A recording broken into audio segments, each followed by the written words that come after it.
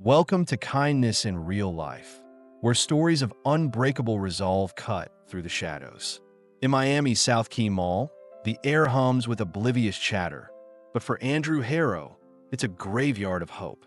4 years ago, his daughter, Isabel, was stolen from a childcare restroom, her absence a wound that no wealth can heal.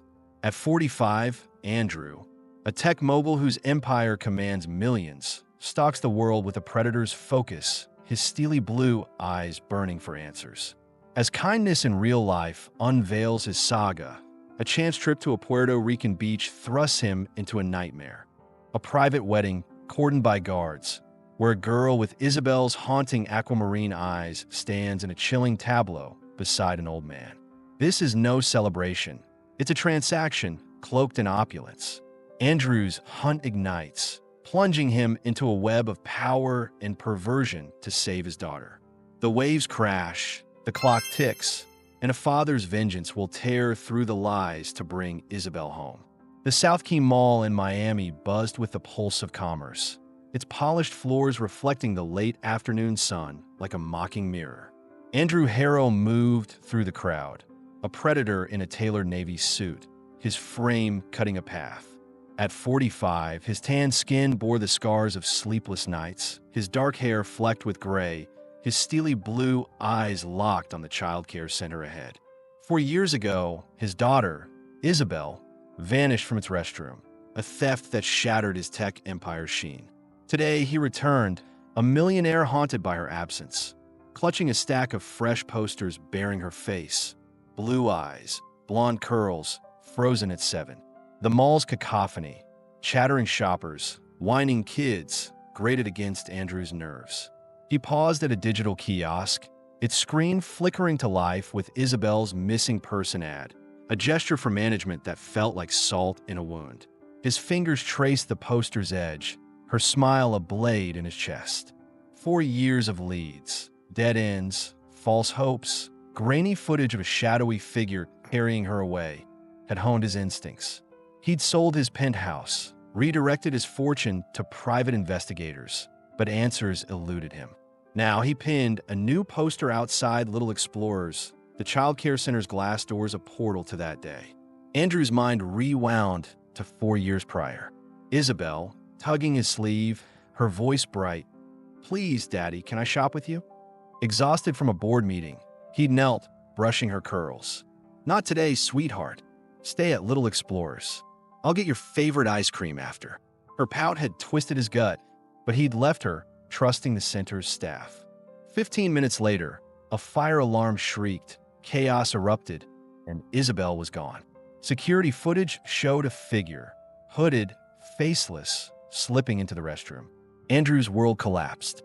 He smoothed the poster, his calloused hands trembling. 2 security guards stood nearby, their black uniforms crisp, their faces grim. They'd been here that day, powerless as he was.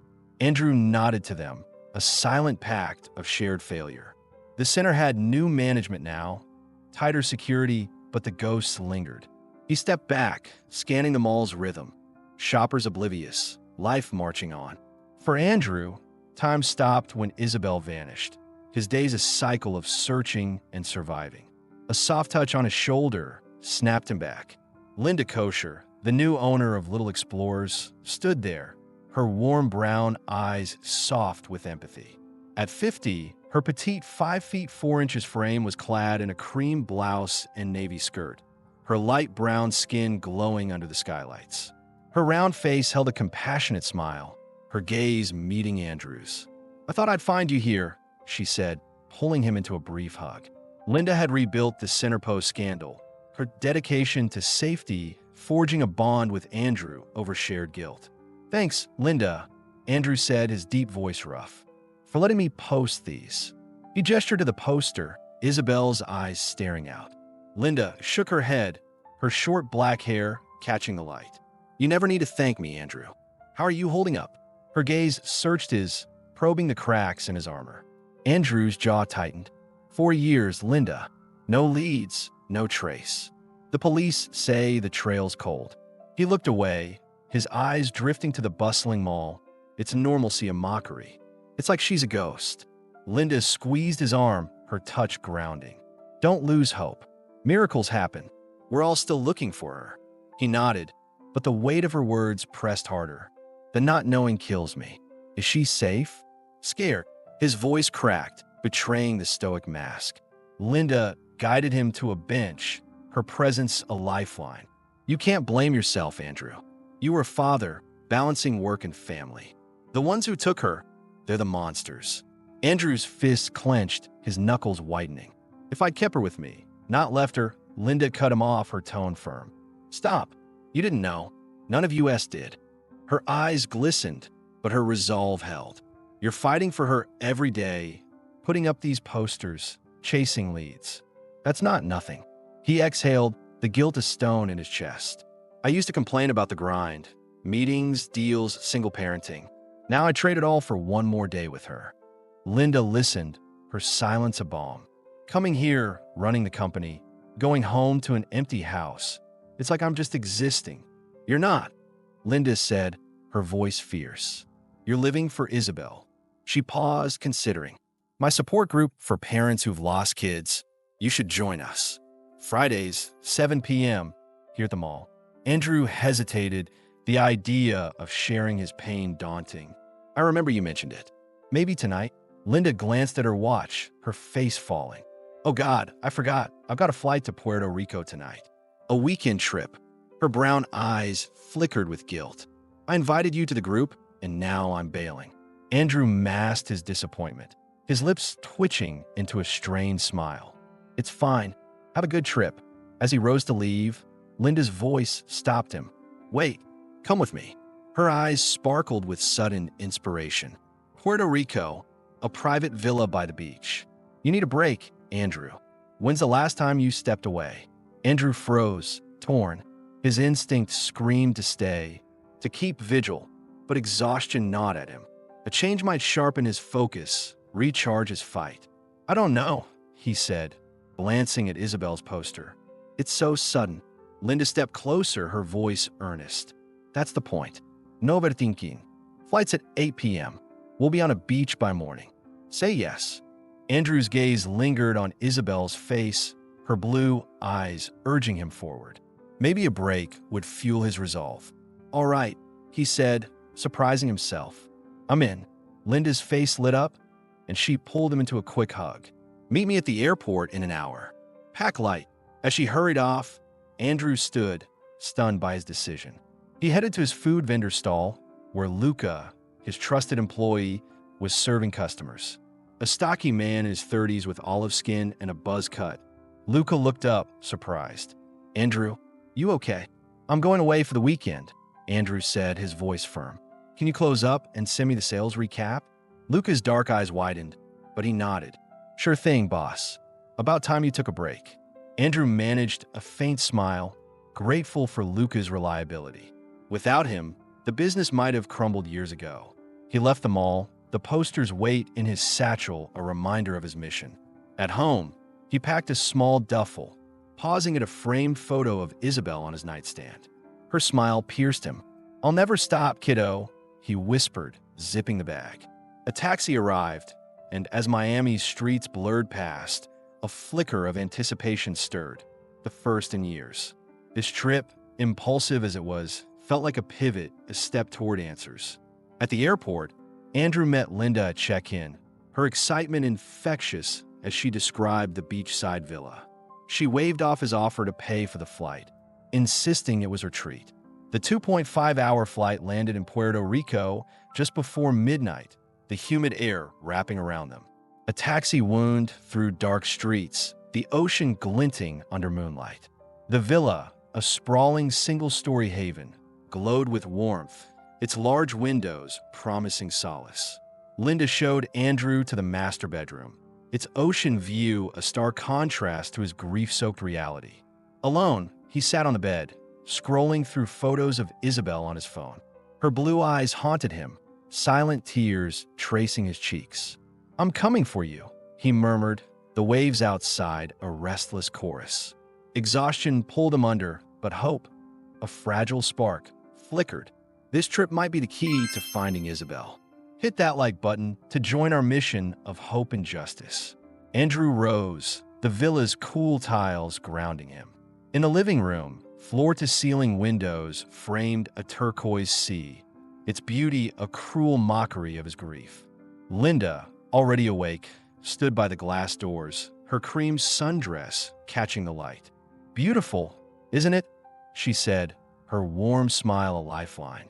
Andrew nodded, managing a faint, better than I expected. The villa, owned by Linda's business partner, was a sanctuary of tropical luxury, but Andrew's mind lingered on Isabel's photo, tucked in his duffel. "Let's grab breakfast," Linda suggested. "There's a cafe down the beach." The idea of a walk, the sand underfoot, appealed to Andrew's restless energy. They slipped on sandals, stepping through the villa's back gate onto the public beach. The morning was quiet, save for joggers and the gentle lapping of waves.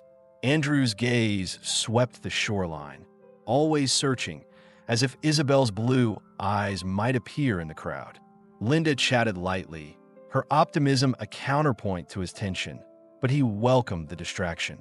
As they neared the cafe, a cordoned-off section of the beach caught Andrew's eye. White chairs lined in rows, a flower-draped arch, and bustling staff signaled a private event. "A wedding," Linda murmured, her curiosity piqued. Andrew squinted against the sun, the setup stirring an odd unease. The cafe, an open-air deck with ocean views, buzzed with early patrons.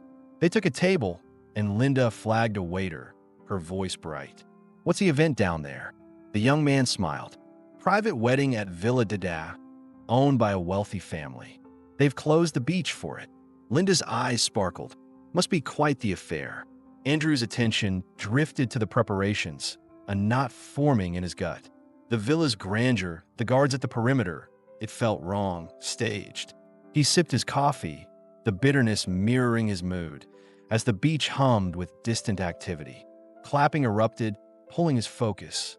A small crowd cheered as a couple emerged from Villa Dada, walking down the aisle. Linda leaned forward, enthralled. The bride and groom.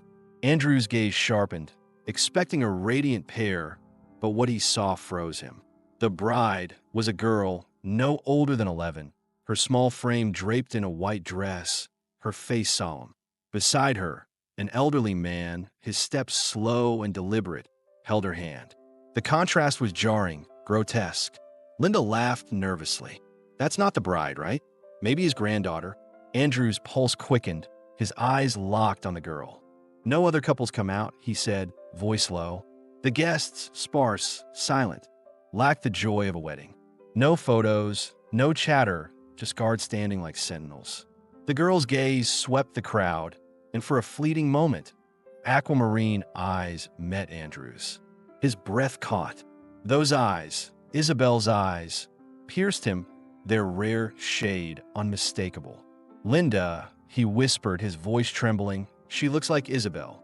Linda turned, concern etching her face. "Andrew, it's far away." After 4 years, she trailed off, studying the girl. The resemblance, her delicate features, the way she moved, unsettled her. "Maybe it's just a coincidence," she offered, but doubt crept into her tone. Andrew shook his head, his mind racing.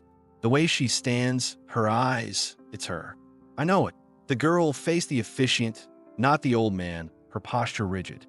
The ceremony hadn't started, yet the atmosphere was stifling, wrong. Andrew's instincts screamed. Trafficking, coercion, something sinister cloaked in wealth. "Why's she standing like that?" Linda whispered. "If she's the bride, they'd have started." Andrew's jaw clenched. "She's not a bride. This isn't a wedding." He stood, driven by a need to act, but Linda grabbed his arm. "Andrew, we can't just barge in. It's private." His eyes burned with resolve. "I have to get closer." Before she could protest, he moved toward the cordon area, keeping low. The guards' presence loomed, their black uniforms stark against the sand. Andrew paused behind a palm, his heart pounding. The girl's solemn face, her distant gaze, gnawed at him. He pulled out his phone, zooming in to snap a photo, the image blurry but telling. 2 guards approached, their expressions cold. "This is private property," one barked, his hand on a radio. Andrew raised his hands, stepping back. Just admiring the setup, he lied, his voice steady despite the adrenaline. The guard's eyes narrowed. Leave. Now. Andrew retreated, the encounter fueling his suspicion. This wasn't a celebration. It was a transaction. He rejoined Linda at the cafe, her face pale. What were you thinking? She hissed, her worry palpable. I had to see her, Andrew said, showing her the photo. Linda's breath caught, the girl's features eerily familiar. Andrew, this is uncanny, but we can't be sure. He shook his head. I am. Something's wrong here. They returned to the villa, the wedding's music drifting faintly. Over breakfast, Andrew's mind churned. We need to know who they are, he said, his coffee untouched. Linda nodded, retrieving her laptop. The waiter said Villa Dada. Let's start there. They searched online, uncovering the Langworth family, owners of a hotel empire led by patriarch William Langworth. Articles praised their philanthropy, but nothing mentioned a young girl or a wedding. Andrew's frustration grew. This doesn't add up. That girl, she's not their granddaughter. He opened Isabel's age-progressed photo, holding it beside the blurry beach image. The similarities, cheekbones, eye shape, were undeniable. Linda's skepticism wavered. Okay, it's striking, but we need more before we act. Andrew paced, his mind a storm. Our Metagard. They're hiding something. The way she looked, Linda, scared, trapped. He stopped, his voice low. I've lost her once. I won't again. Linda's eyes softened, but she urged caution. They're powerful, Andrew. We need evidence, a plan. He nodded, but his resolve hardened. I'm going back tonight. The villa, the staff, someone knows something. Linda sighed, torn. I'll help, but we stay smart. No rushing in. They spent the afternoon digging deeper, finding Langworth's son, James, managed the Puerto Rican properties. A photo of James, tall, sharp-featured, stirred unease. If he's involved, he'll know her, Andrew said. As dusk fell, Andrew prepared to return to the beach, swapping his suit for dark jeans and a black shirt. Linda insisted on joining, her sundress traded for pants and a jacket. The wedding music had stopped, the beach quiet. They approached Villa Dada's perimeter, the mansion's windows glowing. Andrew's phone buzzed, a sales recap from Luca, his Miami employee, but he ignored it, his focus on the villa. A maid exited, carrying trash. Andrew seized the chance, approaching her. Excuse me, he said, voice low. The wedding. Who's the family? The maid's face closed off. I can't say. Owners are private. She glanced nervously at the villa. Please leave. Andrew pressed. The girl. She's young. Is she okay? The maid hesitated, then whispered. She's with them. Don't ask more. She hurried inside, the gate clanging shut. Andrew's blood ran cold. She's scared, he told Linda, his voice tight. They're hiding her. Linda's face was grim. We need to call the police, Andrew. This is bigger than us. He nodded, but his mind was already on the villa, on Isabel. As kindness in real life captures Andrew's relentless chase, subscribe to join our fight for truth and justice. The Puerto Rican night cloaked Villa Dada in shadow, its glowing windows a facade for the horror within. Andrew Harrow crouched behind a dune, the ocean's roar masking his ragged breaths. Andrew's pursuit had led him here, to a beachside wedding where a girl with Isabel's aquamarine eyes stood trapped in a sinister charade. The wedding site was gone, its chairs and arch dismantled, leaving only scattered debris on the sand. Andrew's dark jeans and shirt blended with the night, his steely focus on the villa where Isabel, disguised as a bride, was held by the Langworth family. Linda, in dark pants, clutched her phone. Her earlier call to the police met with a promise of swift action. They're coming, she whispered, her voice taut. 10 minutes. Andrew's jaw clenched. 10 minutes was a lifetime when Isabel's life hung in the balance. Yesterday's encounter with the maid, her cryptic warning about the girl, had ignited Andrew's certainty. The Langworths, led by patriarch William, ran a trafficking ring cloaked in wealth. Online research revealed their hotel empire and William's son, James, who managed this property. James's cold reaction to Andrew's presence at the gate, his attempt to buy silence with a $500,000 check, screamed guilt. Andrew had torn the check, his rage a vow to end their reign. He scanned the villa's perimeter. Guards were scarce, likely distracted by the cleanup. A side window offered a view into a lit room where Isabel stood, her small frame in a plain dress, her face downcast. An elderly man, William Langworth, approached, his hand grazing her shoulder. She recoiled, her aquamarine eyes flashing defiance. Andrew's heart lurched, his fists tightening. "That's her," he hissed. Linda's gasp confirmed it. "Andrew, we wait for the police." "No," he said, voice low. "They're moving her." "Look." A guard entered, gesturing to Isabel, who followed reluctantly toward hallway. Andrew's mind raced. They were relocating her, erasing evidence. He crept closer, Linda trailing, her protest swallowed by the wind. The villa's back door was ajar, a cleaning crew's oversight. Andrew slipped inside, the air thick with polish and fear. The hallway was dim, lined with locked doors. Muffled voices echoed, staff, guards, or worse. Andrew moved silently, Linda behind him, her phone ready to record. A private door stood ajar, revealing a small office. Andrew ducked inside, finding ledgers and a monitor showing security feeds.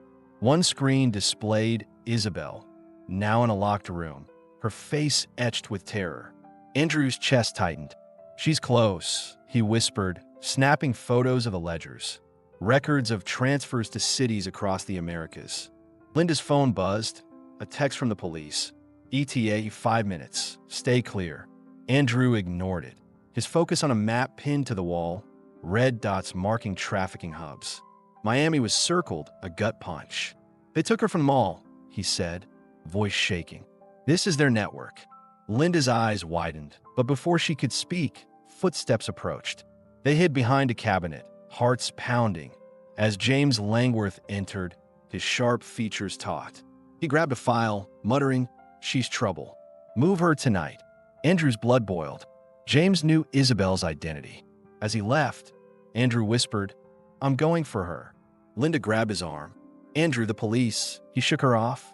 "I won't lose her again." He slipped into the hall, following signs to the holding area. Sirens wailed faintly, the police closing in. Andrew reached a locked door, Isabel's muffled sob seeping through. "Isabel," he whispered, testing the bolt. It held firm. "Daddy." Her voice, small and trembling, shattered him. "It's me," he said, voice thick. "I'm here." A guard shout cut through. "Intruder." And heavy boots thundered closer. Andrew braced himself, but Linda's voice rang out. "Police. They're here." Chaos erupted as officers stormed the villa, their shouts drowning the music. Andrew kicked the door, the wood splintering, and rushed inside. Isabel stood, eyes wide, her blonde hair matted. She ran to him, her small arms clinging. "Daddy," she sobbed, her aquamarine eyes meeting his. Andrew held her, shielding her as police swarmed, cuffing guards. William Langworth appeared, his wrinkled face twisted in fury, but officers seized him. "You're done," Andrew growled, his voice ablade. Linda joined them, tears streaming, her phone still recording for evidence. Outside, police lights bathed the beach in red and blue. A female officer, her badge glinting, approached. "Mr. Harrow, we need you at the station." Andrew nodded, Isabel's hand in his. In the squad car, she curled against him, her voice faint. "They took me from the mall. Said I was special." Andrew's throat burnt. "You're safe now, sweetheart. They'll pay." At the station, under harsh fluorescent lights, Andrew learned the truth. A detective, his face grim, detailed the operation. Raoul, a Langworth bodyguard, confessed to sedating Isabel during a stage fire alarm, bribing mall staff for access. William, obsessed with brides, had targeted her for her beauty, forging documents to bring her to Puerto Rico. The maid, once a victim herself, revealed William's decades-long pattern of child trafficking, masked as marriages. The family's silence shielded him, their wealth a fortress, until now. Isabel, clutching Andrew's hand, refused to leave his side. "I want to stay with Daddy," she insisted, her voice firm despite her fear. The detective allowed it, a social worker, Elizabeth, joining them. She spoke softly, her calm presence easing Isabel's tension. "We'll need a DNA test," the detective said, "for court." Andrew nodded, his resolve steel. "Whatever it takes." Isabel's story unfolded in fragments. Years of captivity, isolation, William's twisted fixation. "He said I was his," she whispered, tears falling. Andrew held her, his rage tempered by relief. "You're mine," he said, kissing her forehead. "Always." Linda, interviewed separately, rejoined them, her face etched with exhaustion but hope. "You did it, Andrew," she said, her voice breaking. The station buzzed with activity. Officers coordinating with Miami police, evidence piling against the Langworths. Raul's confession, the maid's testimony, and the ledgers ensured convictions. William's empire crumbled, his family's silence no match for the truth. Andrew watched Isabel, now wrapped in a blanket, sipping juice. Her eyes, though shadowed, held a spark of resilience. She was his daughter, a fighter like him. As dawn broke, they left the station, escorted to a safe hotel. The Puerto Rican sky glowed pink, the ocean a promise of renewal. Andrew draped his jacket over Isabel, her small hand in his. The road ahead, therapy, trials, rebuilding, loomed, but they'd face it together. Elizabeth, the social worker, promised support, her card a lifeline. Linda walked beside them, her presence a quiet strength. In the hotel, Andrew sat by Isabel as she slept, her face peaceful. He pulled out her photo, its edges worn, and set it aside. She was here, real, not a memory. The villa, the beach, the Langworths, they were the past. His fight now was for her future. The ocean whispered outside, a lullaby for their new beginning. Andrew and Isabel's reunion proves that love can conquer even the vilest schemes. Their story is a call to fight for those stolen by darkness. What did their triumph inspire in you? Share your thoughts in the comments and join our community to champion justice and hope.